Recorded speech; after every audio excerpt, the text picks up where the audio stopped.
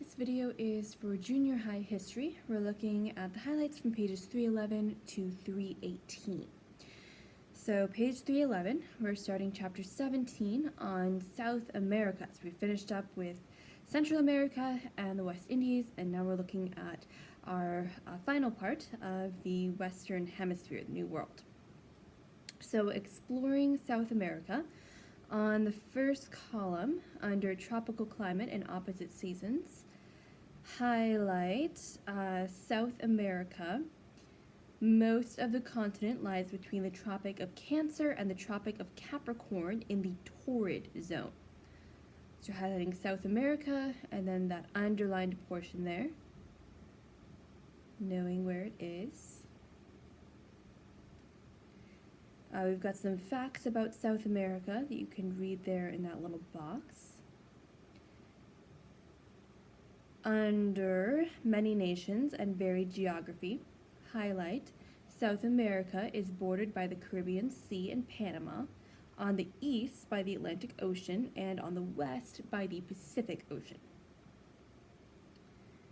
And you're going to want to know those three major bodies of water. It's bordered by the Caribbean, the Atlantic, and the Pacific. Turning to page 312, on the first column, just above where it says Andes Mountains, find the bold Atacama Desert.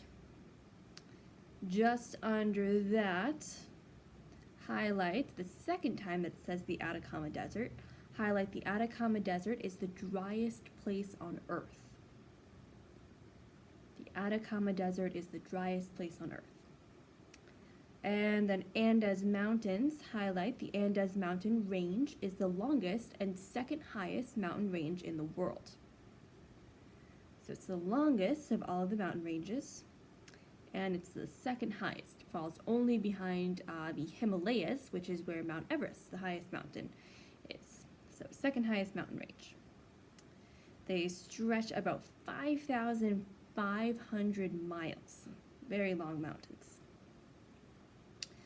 And of course, Mount Aconcagua is the highest mountain in the Western Hemisphere. I think we covered that earlier in our book. Right, you can read about the animal life there. Check out our little spectacled bear cub. Pretty cute there.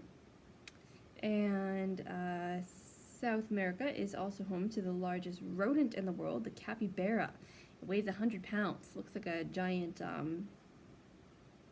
very giant hamster that weighs 100 pounds. They're kind of funny. Turning the page, you can check out some of our other animals there. We've got that nice, lovely picture of the piranha fish. And they eat the flesh of the animals. They'll often attack small animals or ones that are wounded or dying that fall into the water. They have been known to bite off fingers of careless fishermen. So if you ever go fishing in South America, do not stick your fingers in the water, whatever you do. Page 315.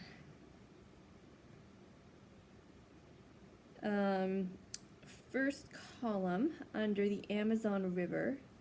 You're going to highlight the very last thing at the bottom of that column. The Amazon is considered the world's largest river. So don't highlight the bold Amazon, highlight the very last time that it has it on that column. The Amazon is considered the world's largest river. So it's the second longest in the world. It's just a few miles shorter than the Nile, but it's the largest river because of the volume of water that it contains. Altogether, it contains more water than the Mississippi, the Nile, and the Yangtze rivers put together. That is a lot of water. It goes from 1.5 to 6 miles wide in places and has an average depth of 40 feet, although it can be more than 300 feet deep in some areas. It's very deep for a river. It has more than 1,000 known tributaries. And there are huge portions of the Amazon rainforest that are not mapped or charted, so there could be many more tributaries besides those 1,000. Find the bold term Madura River. Highlight the Madura River is the Amazon's longest tributary. That in itself is a very large river. It's over 2,000 miles long. Under the Amazon Valley, find the bold term, the Amazon River Basin. Highlight that. The Amazon River Basin, or Amazon Valley, is the world's largest tropical rainforest.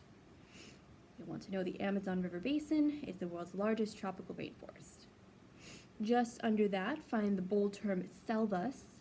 Highlight, in South America, tropical rainforests are called selvas. So you want to know that South American name for tropical rainforests.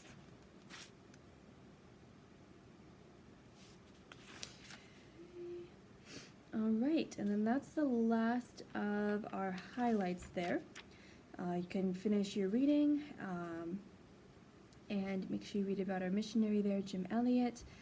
There are lots of good biographies about him and his fellow missionaries there that you can read if you'd like to get more information on them and on their mission. So make sure that you answer your homework questions. Let me know if you have any questions or there's anything that I can help you with, as always, and have a great rest of your day.